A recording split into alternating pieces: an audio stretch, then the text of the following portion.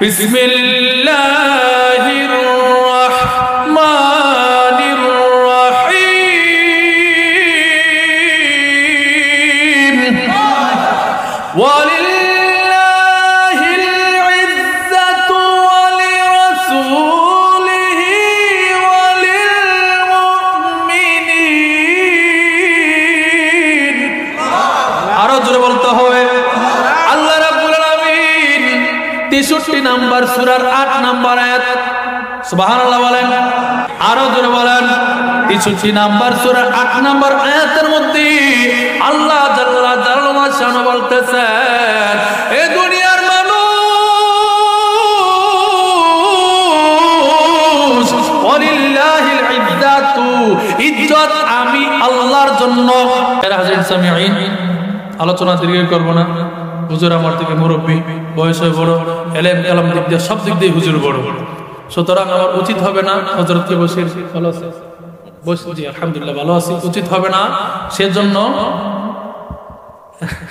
না না আলহামদুলিল্লাহ।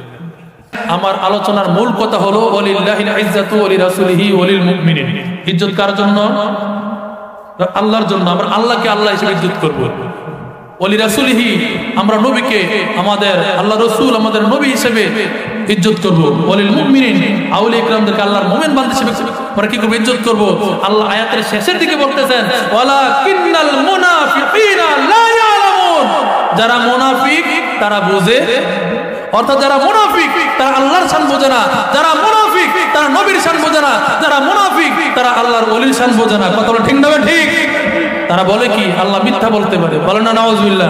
তারা বলে কি নবী দুশোখানে মানুষ মরে গলে মাটির সাথে মিশে গেছে, জোরে বলুন নাউজুবিল্লাহ। তারা বলে যে ওলি আল্লাহর দরবারে যাওয়া যাবে, এরকম যারা বলে করে তারা কি মুনাফিক। বলছেন কে? আল্লাহ। কারণ মুনাফিক নবী ওলির শান আল্লাহর শান বুঝে। আল্লাহ পাক আমাদের সঠিক বুঝদান করুক। যে যে দরবারের সাথে সম্পৃক্ত হয়েছেন, হক্কানি দরবারে যাবেন, কোন ভণ্ড ওই মেন্টা গাছে লাংনিশার উড়ে নামাজ নাই, রোজা নাই, কিচ্ছু নাই, তারা ভণ্ড। আমরা ভণ্ড থেকে ভণ্ড বলি, কিন্তু ভণ্ড কখনো ওলি হয়, আবার ওলি কখনো ভণ্ড হয় না। যে যে দরবার সম্পৃক্ত আছেন, যে ওজিফা দিছে, 5 ওয়াক্ত নামাজ পড়েন, ওই ওজিফাগুলো আদায় করেন, মিথ্যা ছাড়েন, গীবত ছাড়েন, হিংসা বিদ্বেষ একদম মন থেকে ধুয়ে মুছে ফেলে দেন, আমি থেকে বিসর্জন করে দেন, এবং আল্লাহ জাল্লা জালালুহু আমাদেরকে আউলিয়া কিরাম দামানে সবতে আল্লাহ বন্দী করে, গোলামি করে, আল্লাহ এবং আল্লাহ রাসূলের রেজামন্দি হাসিল করে ঈমান নিয়ে মরার তৌফিক দান করুক বলে আল্লাহুম্মা আমিন।